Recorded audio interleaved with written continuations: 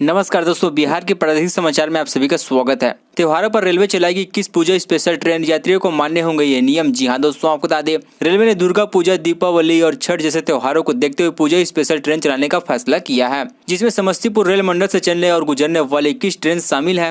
वहीं पटना, राजेंद्र नगर टर्मिनल और पाटलिपुत्र स्टेशन से करीब 10 ट्रेन चलेगी।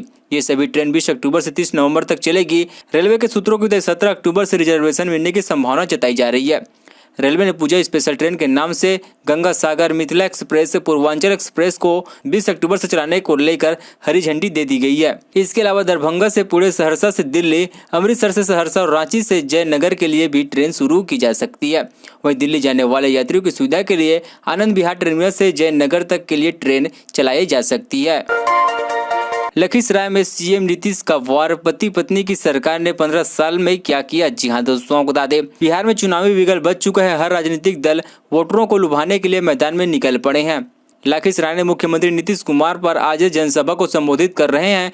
नीतीश कुमार ने लखीसराय के लोगों के साथ अपने पुराने रिश्ते की याद दिलाई और कहा कि 2005 से जब जनता में मौका दिया तब से रात दिन काम कर रहे हैं। नीतीश ने कहा कि कुछ लोगों की दिलचस्पी अपने उत्थान में है, लेकिन हमारी सोच सबका विकास करने की है। हमारा सिद्धांत है न्याय के साथ विकास, कानून का राज स्थापित किया जाना। उन्होंने दावा किया कि बिहार आगे बढ़ रहा है। नीतीश ने राष्ट्रीय जनता दल ओडीसी पर हमला बोलते हुए कहा कि 15 साल पति पत्नी की सरकार रही, वे बताएं क्या किया। केवल वोट लेते रहते हैं लेकिन कुछ नहीं किया।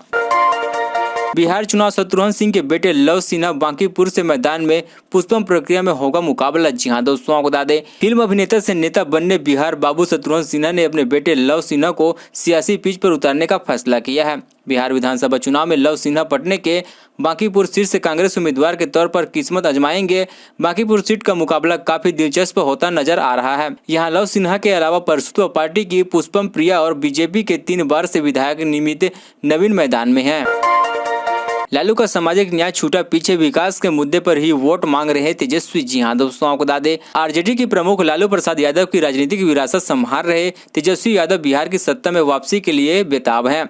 सामाजिक न्याय में मुद्दे पर आरजेडी ने 15 साल तक बिहार का राज किया है, लेकिन तेजस्वी यादव इस बार में चुनावी संग्राम में विकास की नई इमारत लिखने का सपना बिहार के लोगों को दिखा रहे हैं।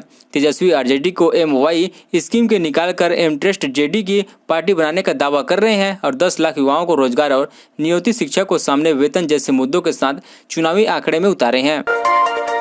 बिहार चुनाव में बीजेपी का सर्वों पर दांव और जेडीयू ने खोला अति पिछड़ा कार्ड। जी हां दोस्तों, आपको बता दें बिहार विधानसभा चुनाव की सियासी बाजी को अपने नाम करने के लिए एनडीआर हर संभव कोशिश में जुटा हुआ है। एनडीए ने दोनों प्रमुख दल बीजेपी और जेडीयू के टिकट वितरण में अपने अपने सियासी समीकरण को सुधार कर रखने की कायाब की है। बीजेपी ने अपने कोर वोट बैंक आंकड़ों पर खास फोकस कर रहा है, वहीं जेडीयू ने मूल्य वोट बैंक पिछड़ा और अति पिछड़ा को साध कर रखने का दांव चला रहा है। इस तरह से एनडीए में बिहार की सियासी जंग में महागठबंधन का मतलब देकर सत्ता को बरकरार रखने की रणनीति अपनाई गई है।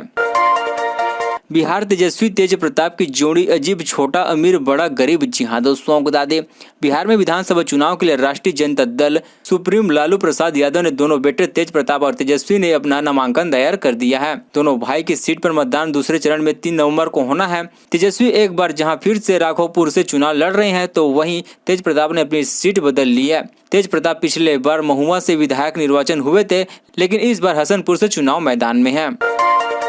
जेडीयू से गठबंधन के बावजूद बीजेपी अपने कोर वोट को कमजोर नहीं करना चाहती। जी हां दोस्तों, आपको बता दें बिहार विधानसभा चुनाव में बीजेपी भले ही जेडीयू के साथ मिलकर चुनावी मैदान में किस्मत आजमा रही हो, लेकिन अपने कोर वोट बैंक को कमजोर नहीं करना चाहती। बीजेपी ने अपने उम्मीदवारों के चयन में अपने कोर वोट बैंक आगड़ी जाति पर खास फोकस किया है। बुधवार को बीजेपी ने 35 उम्मीदवारों के नाम का ऐलान किया है, जिसमें 28% टिकट सर्वों के दिए गए हैं। हालांकि बीजेपी ने पहली लिस्ट में 62% और दूसरी लिस्ट में 48% टिकट सवर्ण समुदाय को दिया था। इस बार के चुनाव में बीजेपी ने अपने कोटे की 110 सीटों में से 50 टिकट यानी 45% टिकट आंकड़ों को देने का काम किया है।